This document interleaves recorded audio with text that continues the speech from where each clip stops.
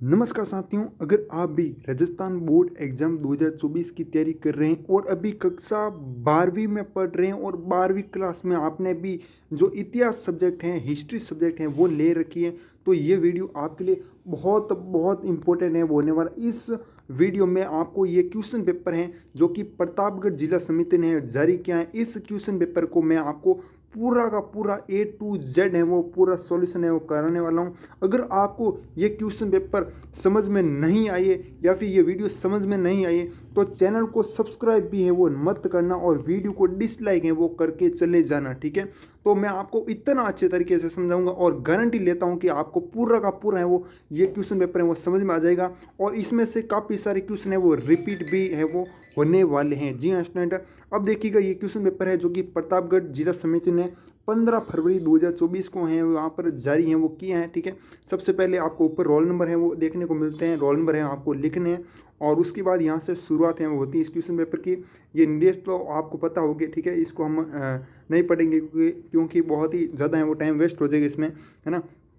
तो सबसे पहले हम सेक्शन ए की तरफ है वो चलते हैं। सेक्शन ए यानी खंड अ में आपको क्वेश्चन देखने को मिलेंगे बहुविकल्पीय प्रश्न यानी MCQ जो क्वेश्चन होते हैं वो यहाँ पर देखने को मिलते हैं एक एक नंबर के, ठीक है। भूगोल सब्जेक्ट हैं उसमें तो एक आधे आधे नंबर के होते हैं और यहाँ पर हिस्ट्री में सभी के सभी क्वेश्चन है एक एक नंबर के वो रहने वाले हैं, ठीक है। अब देखिएगा मैं आपको पहले क्वेश्चन की तरफ पर लेके चलता हूँ।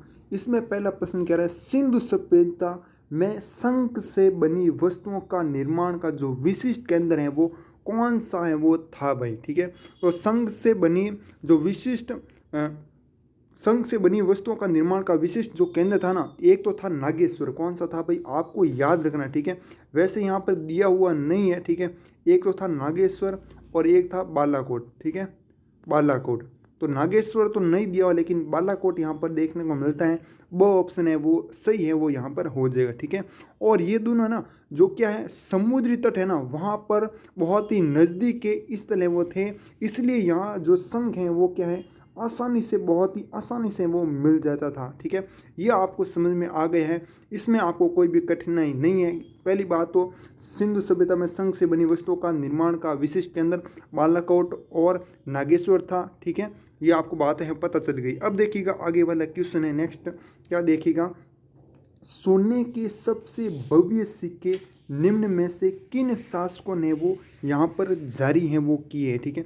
तो यहाँ पर किन शासकों ने जारी किए, तो कुषाण शासकों ने यहाँ पर जारी हैं की है और ऑप्शन है एकदम करेक्ट है हो जाएगा।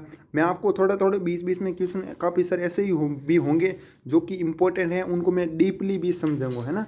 तीसरा प्रश्न है किस विदेश यात्री ने भारत में जाति व्यवस्था का वर्णन किया है।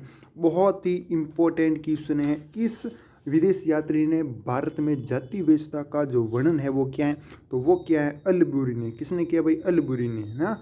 आगे वाला देखिएगा फोर्थ नंबर, मोइनुद्दीन चिश्ती की दरगाह पर कौन सा मुगल शासक तीर्थयात्रियों के भजनों से प्रेरित हुआ, ठीक है। तो कौन है ऐसा है वो शासक था, तो ये था भाई अकबर, ठीक है। कौन था, अकबर।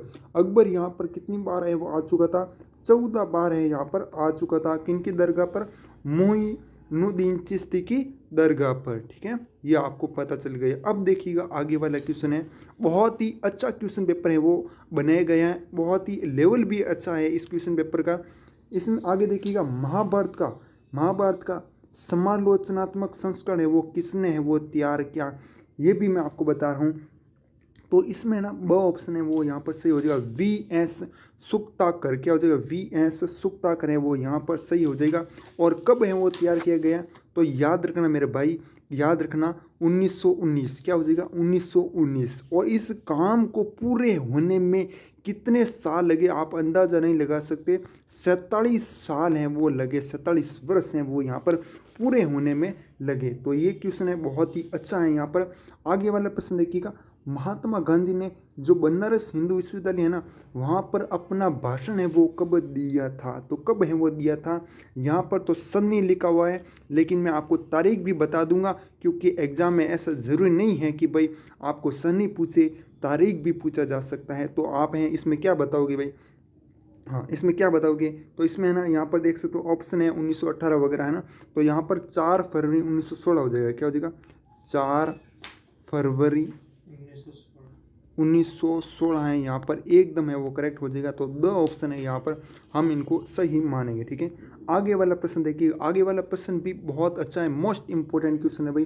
संताल विद्रोह है वो हुआ था, संताल विद्रोह है वो कब हुआ था, कब चला था, ये भी आपको है ध्यान रखना बहुत ही जरूरी है। तो संताल विद्रोह ना, जिसे क्या कहते हैं, एक नाम और याद रखना आपको कि भाई संताल विद्रोह भी पूछा जा सकता है, और एक नाम और याद रखना, संताल हल। ठीक है, संताल हुल। ठीक है, ये आपको नाम याद रखना कि भाई संताल विद्रोह कब हुआ, या फिर संताल हुल है वो, संताल हुल है वो कब हुआ। ठीक है, दोनों पूछा जा सकता है ना, दोनों एक ही नाम है। तो ये ना, पहली बात तो 1855 में शुरू हुआ था, कब हुआ था, 1855 से 1856 के बीच हैं ये चला था। ठीक है, और इस विद्रोह में अंग्रेजों ने लगभग 30,000, कितने, 30,000 संथालियों को गोलियों से बूंद है वो डाला था। ठीक है, कितने, 30,000। ओके, और ये विद्रोह है ना, वर्तमान राज्य है झारखंड। ठीक है, वर्तमान राज्य एक तो है झारखंड, और पश्चिम बंगाल में हुआ था। कहाँ पर हुआ था, पश्चिम बंगाल में हुआ था, झारखंड और पश्चिम बंगाल में। तो ये बात आपको पूरी समझ में आ चुकी होगी कि भाई संताल विद्रोह है वो 1855 से 1856 के बीच है वो था, और इस विद्रोह में लगभग कितने, 30,000 संतालियों को गोलियों से बूंद डाला था। किसने बूंद डाला था, अंग्रेजों ने। ठीक है, और ये कहाँ पर हुआ था, झारखंड और पश्चिम बंगाल में हुआ था। ठीक है, तो इस प्रकार से आपका ये ऑप्शन है वो ब है वो यहाँ पर एकदम करेक्ट है वो हो जाएगा। अगर आपको वीडियो समझ में आ रहा है तो वीडियो को कर देना लाइक, और चैनल पर नए हो चैनल को सब्सक्राइब जरूर कीजिएगा। और हमने एक अलग से प्लेलिस्ट बना रखी है, उस प्लेलिस्ट में आपको हिस्ट्री के, भूगोल के सारे क्वेश्चन पेपर हैं वो मिल जाएंगे, बहुत इंपॉर्टेंट वायरल क्वेश्चन पेपर सारे मिल जाएंगे। तो आप एक बार है वो ज़रूर चेक कीजिएगा मेरे कहने पर। और अब देखिएगा आगे वाला प्रश्न है, राजस्व वसूली करने वाला जमींदार का अधिकारी है वो कहलाता था। ठीक है, क्या कहलाता था भाई, अमला कहलाता था। क्या कहलाता था, अमला कहलाता था। और ये अधिकारी क्या करता था भाई, राजस्व वसूली के लिए क्या करता था, गांव जाता था। क्या करता था, गांव है वो जाता था, और उस अधिकारी को क्या कहते हैं, अमला कहते हैं। आगे वाला प्रश्न देखिएगा, अवध में साइक संधि है वो कब थोपी गई भाई, हैं, हाँ तो बिल्कुल है, अवध पर साइक संधि है 1801 में। कब, 1801 में वो लागू की गई थी, थोपी गई थी, लागू की गई या फिर थोपी गई थी, दोनों का मतलब एक ही है ना। और जब ब्रिटिश ईस्ट इंडिया कंपनी और भारत की रियासत हैं उनके बीच क्या था, एक प्रकार का समझौता है वो था। और इस समझौते में हुआ क्या था भाई, तो इस समझौते के तहत अंग्रेजों को भारतीय राज्यों पर क्या मिल गया था, अधिकार है वो मिल गया था। ठीक है, तो यहाँ पर 1801 में थोपी गई और अधिकार वगैरह है यहाँ पर मिल गया है ना। और इसमें कौन सा ऑप्शन सही हो जाएगा, 100 ऑप्शन है यहाँ पर सही हो जाएगा। आप कमेंट करके ज़रूर बताना कि इन 15 क्वेश्चन में से आपके कितने सही हुए, ईमानदारी से कमेंट है वो ज़रूर कीजिएगा। आगे वाला प्रश्न देखिएगा, मीराबाई ने अपने पति रूप में किसे स्वीकार किया। तो आप है ना क्वेश्चन को जल्दबाजी में पढ़ोगे और आप क्या करोगे, अ ऑप्शन करोगे, तो अ ऑप्शन है इसका सही नहीं होगा। क्या नहीं होगा, स्वीकार किसे किया, तो स्वीकार तो श्री कृष्ण को किया, लेकिन जो सही पति हैं, शादी वगैरह हैं वो किससे की, तो वो हैं थे कौन, भोजराज। ठीक है, थे कौन, भोजराज। स्वीकार किसे किया, श्री कृष्ण को किया था। ठीक है, यहाँ पर ये आपका सही है वो हो जाएगा। आगे वाला देखिएगा, विजयनगर के संरक्षक देवता हैं वो कौन थे, विजयनगर के संरक्षक देवता हैं वो कौन थे, विरूपाक्ष थे। 100 ऑप्शन है यहाँ पर सही है वो हो जाएगा। ठीक है, आगे वाला प्रश्न देखिएगा, अगर आपके जियोग्राफी सब्जेक्ट हैं, भूगोल सब्जेक्ट हैं, तो आपको मैं एक इम्पोर्टेंट बात भी बताऊंगा अभी थोड़ी देर में। ठीक है, तो वीडियो में बने रहेगा। सर्वोत्तम जिन्स ए कामिल है वो कौन थी, बहुत ही अच्छा प्रश्न, इसलिए मैं आपको इसे भी डीपली से समझाऊंगा, बहुत ही गहराई से। पहली बात तो जिन्स ए कामिल है वो होता क्या है ना, यही काफ़ी सारे स्टूडेंट को नहीं पता है। तो यहाँ पर मैं आपको बताऊंगा, जो मुगल काल है ना, मुगल काल में जो कृषि के संदर्भ में ना, जिन्स ए कामिल शब्द का अर्थ था खराब फसल के कारण राजस्व को क्या करना, माप करना। खराब अगर फसल हो गई तो क्या करना, जो राजस्व है उसको क्या करना, माप है वो करना। ये होता है भाई जिन्स ए कामिल। ठीक है, हाँ, ये तो आपको अब समझ में आ गया। और ये किसके किसके लिए माप है वो होता था, इसमें कौन कौन सी फसलें वो शामिल थी। तो एक तो अपना था कपास, ठीक है, एक तो क्या था, कपास था, एक था आपका गन्ना, ठीक है।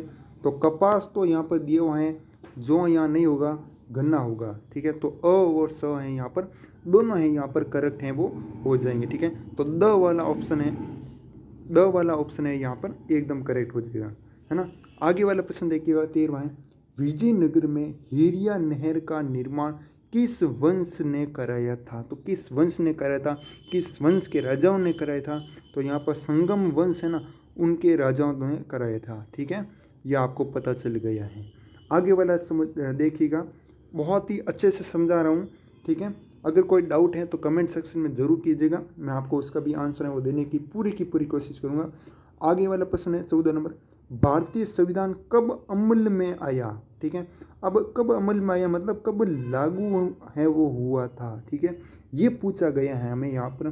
तो भारतीय संविधान पहली बात तो है ना, तैयार कब हुआ, तो तैयार हुआ था आपका 26 नवंबर 1949। कब हुआ था, तैयार तो हुआ था 26 नवंबर 1949 को।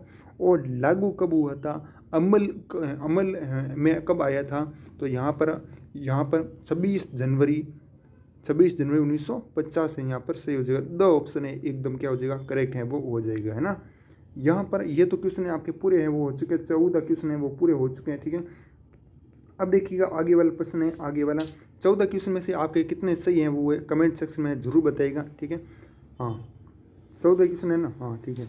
अब दूसरा प्रश्न देखिएगा, दूसरा प्रश्न है भाई रिक्त स्थानों की पूर्ति करनी है ना, खाली जगह वाले क्वेश्चन है यहाँ पर देखने को मिलते हैं। तो इसमें पहला प्रश्न है भाई, नए सैनिक समिति और उप समिति का उल्लेख है वो किया है। तो किसने किया भाई, किसने किया, मेगस्थनीज ने किया, ठीक है, मेगस्थनीज। आप हिस्ट्री पढ़ते हो तो आपको पता होगा ये नाम तो, है ना, सुन रखा है मेगस्थनीज, ठीक है। ये आपका यहाँ पर एकदम क्या हो जाएगा, करेक्ट है वो हो जाएगा। आगे वाला प्रश्न देखिएगा, पंजाब का कबीला जमीनी व्यापार में संलग्न था, ठीक है। तो कौन सा कबीला था भाई, सेंथ, ठीक है, क्या हो जाएगा, सेंथ है यहाँ पर एकदम करेक्ट है वो हो जाएगा। आगे वाला प्रश्न देखिएगा, बाबा फरीद ने भाषा में काव्य रचना है वो शुरू की थी। तो कौन सी भाषा में काव्य रचना शुरू की थी, तो यहाँ पर एक तो आप यहाँ तो पारसी लिख दो, पारसी या फिर फारसी, दोनों में से कोई भी लिखो, दोनों भाषा एक ही है मतलब, है ना। हाँ, आगे वाला प्रश्न देखिएगा, मंसूर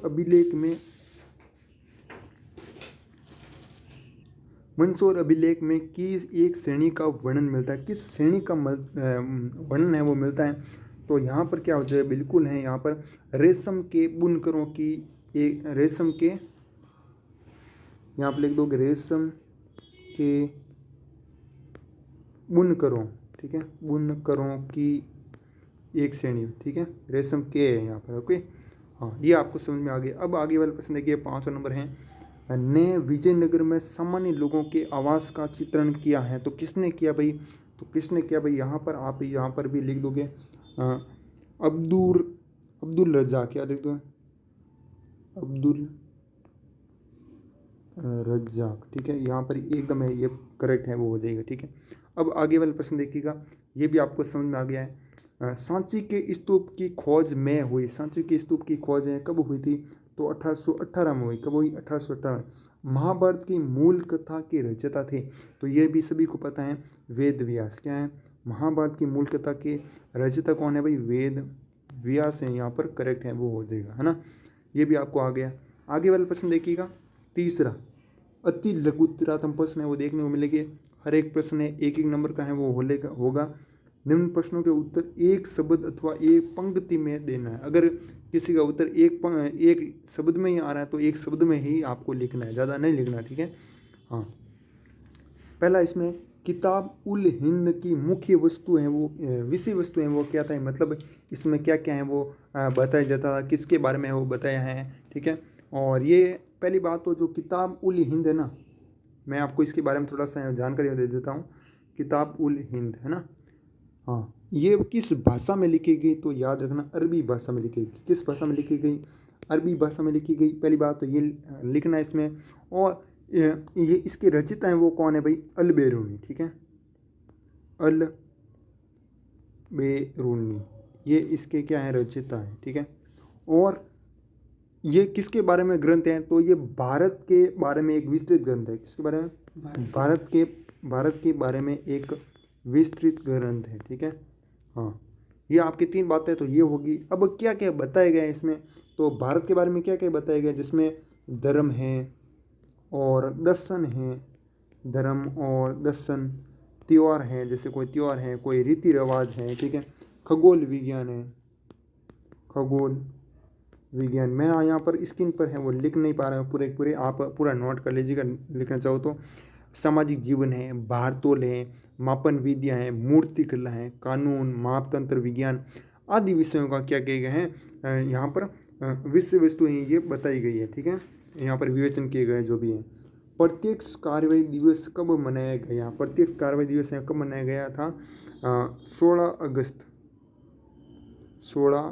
अगस्त 1946, क्या हो जाएगा, 16 अगस्त 1946 यहाँ पर करेक्ट हो जाएगा। आगे वाला प्रश्न देखिएगा, भारतीय संविधान को सूत्रबद्ध कब है वो किया गया था, तो कब किया गया था, 26 नवंबर 1949, ठीक है।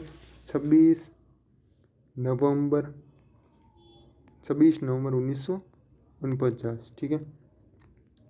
और जो भूगोल की, भाई मैं बता रहा था भाई, भूगोल के वालों के लिए कुछ इंपॉर्टेंट बात है जो कि मैं आपको बता रहा हूँ कि अगर आपके सब्जेक्ट भूगोल हैं तो आपको ना 400 प्लस MCQ की PDF है वो मिल रही हैं। उसके लिए आप हमारा टेलीग्राम ग्रुप या फिर इंस्टाग्राम के ID पर जाकर मैसेज कर सकते हो। वहाँ पर आपको मैं क्या दे दूँगा, PDF है वो दे दूँगा, ठीक है। और इस PDF में होने वाला क्या है मैं आपको पहले ही बता देता हूँ, 400 क्वेश्चन होंगे, ठीक है। और सभी क्वेश्चन है हिंदी माध्यम में होंगे, और जो सभी क्वेश्चन है वो MCQ हो गए, मतलब मल्टीप्लाई चॉइस क्वेश्चन होते हैं ना, जो वस्तुनिष्ठ प्रश्न होते हैं, अब शब्द जिसमें एक सही करना होता है, वो सारे प्रश्न हैं। इसके अलावा कोई भी प्रश्न है वो नहीं है, जैसे रिक्त स्थान वाले हैं ये इसमें इंक्लूड है, वो नहीं किए गए हैं। एक नंबर वाले जो प्रश्न है, अति लघुत्मक प्रश्न है, वो भी इसमें नहीं है, ठीक है। सिर्फ और सिर्फ MCQ प्रश्न है। कितने हैं, 400 से ऊपर, आप 450 से ऊपर मान लो, ठीक है। 450 से ऊपर क्वेश्चन है वो रहने वाले हैं। और PDF की कीमत कितनी है, आप बोलोगे पैसा है क्या, फिर कितने पैसे लोगे इसके लिए, तो मैं आपको बता देता हूँ, यूट्यूब पर तो फ्री है, ठीक है।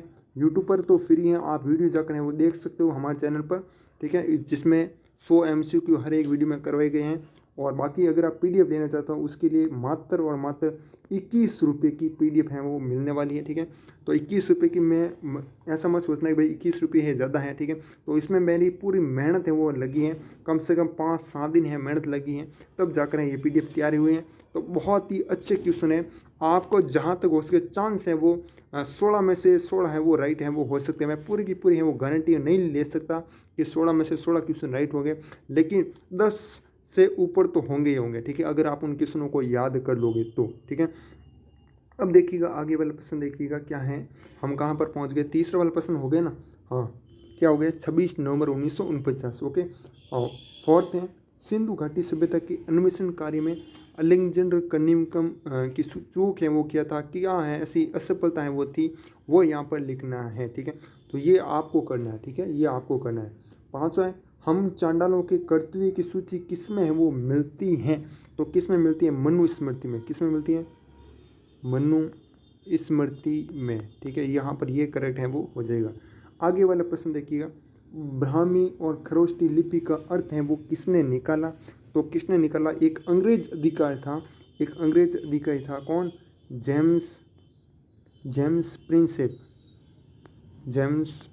है, यहाँ पर सही हो जाएगा, अंग्रेज अधिकारी, ओके।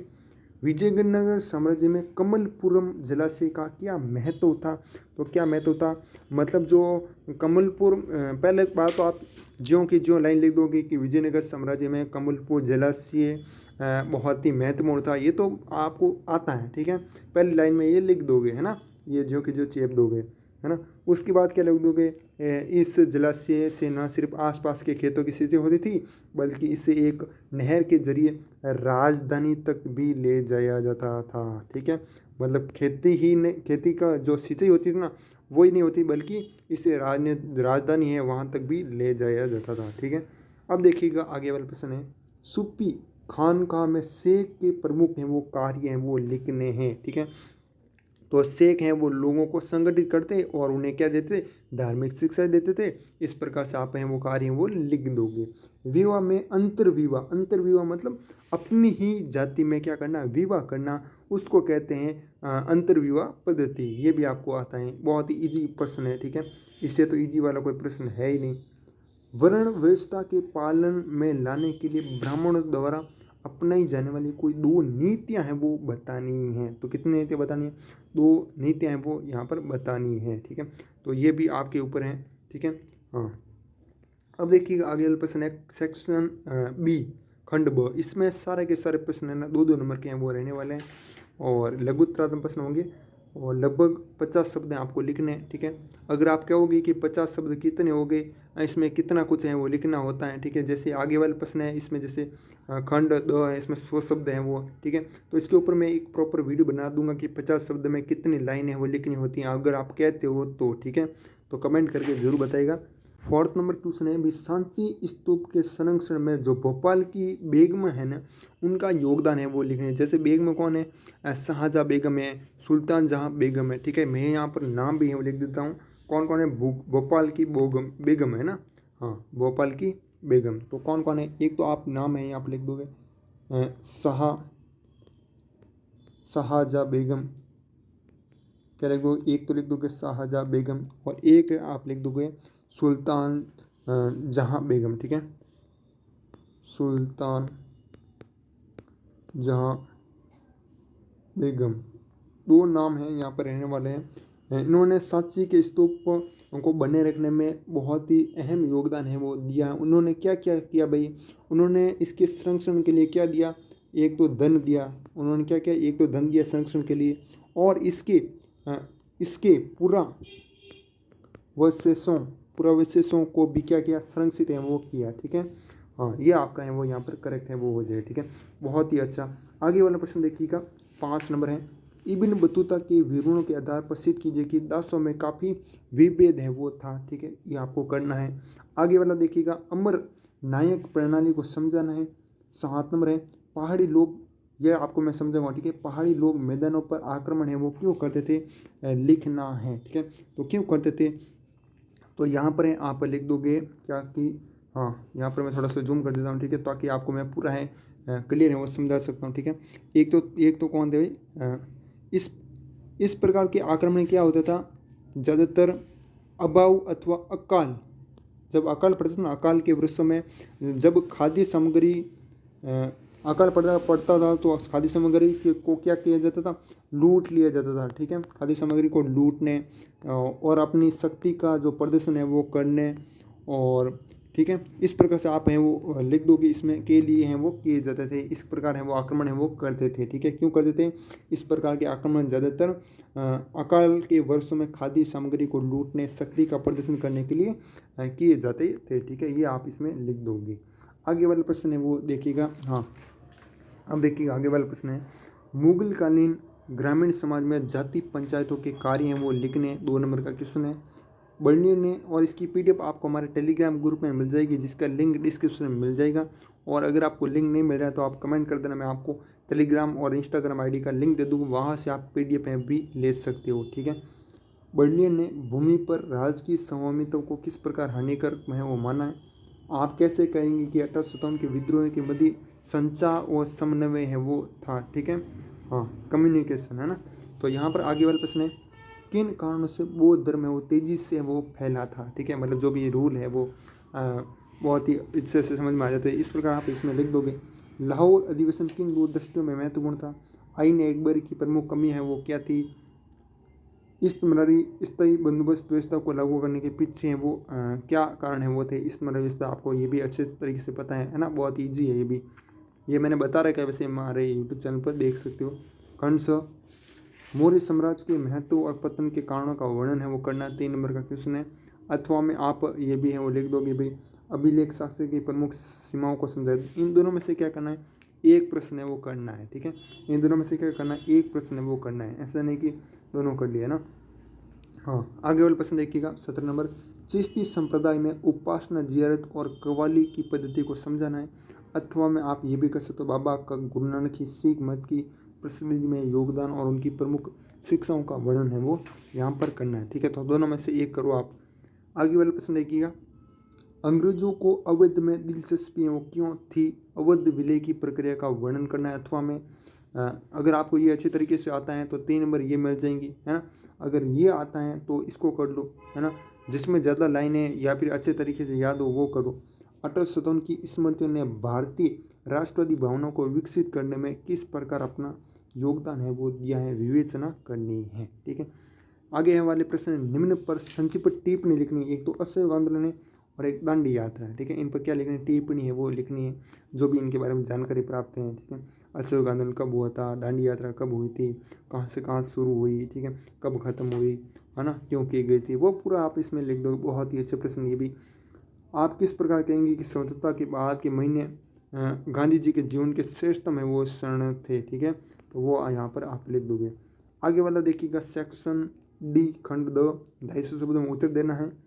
सिंधु घाटी सभ्यता के नगर नियोजन की प्रमुख विशेषताएं लिखते हुए वर्तमान संदर्भ में इनकी प्रासंगिकता को भी समझाना है। 4 नंबर का क्वेश्चन है। कितने नंबर का?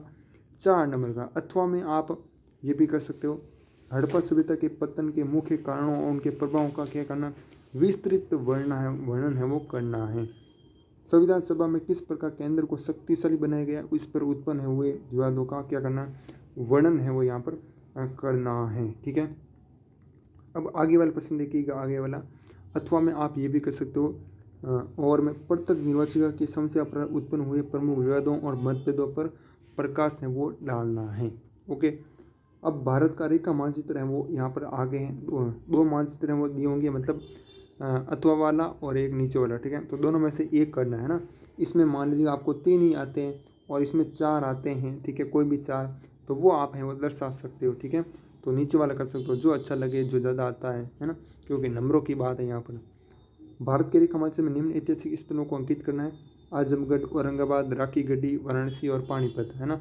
और नीचे इलाहाबाद, पूना, मद्रास, दौलताबाद, अमरावती, है ना।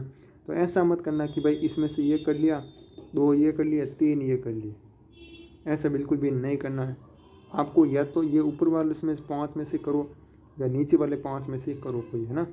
हाँ, ये बात आपको ध्यान रखनी है खास तौर पर। ओके, अब ये आपको मैंने क्वेश्चन पेपर है वो पूरा करवा दिया है। जो बड़े क्वेश्चन है ना उनको स्क्रीन पर समझाना बहुत ही मुश्किल होता है, इसलिए बड़े क्वेश्चन मैंने यहाँ पर नहीं करवाए। बाकी जितने भी छोटे क्वेश्चन हैं, 1-1 नंबर वाले, है ना, 1-1 नंबर वाले सारे के सारे सगले क्वेश्चन है हमने करवा दिए हैं। ठीक है, ओके। अब आपको अगर भूगोल के क्वेश्चन पेपर देखने हैं तो उसके भी अलग से हमने प्ले लिस्ट बना रखी है, उस प्ले लिस्ट में जाकर आप सारे वीडियो हैं वो देख सकते हो। ठीक है, टोटल 3 क्वेश्चन पेपर हमने भूगोल के करवा दिए हैं, हिस्ट्री का 1 करवा दिया है, चित्रकला वगैरह हैं उनके भी हम जल्द से जल्द हैं वो लाएंगे वीडियो। ठीक है, तो आप कमेंट करके ज़रूर बताइएगा। और बाकी अगर आपके पास भी क्वेश्चन पेपर हैं तो आप हमको सेंड कर सकते हो, उसकी भी आंसर की हम इस यूट्यूब चैनल पर है वो बता देंगे। ठीक है, हाँ, बाकी मिलते हैं किसी और वीडियो में, तब तक के लिए जय हिंद, जय भारत, वंदे मातरम।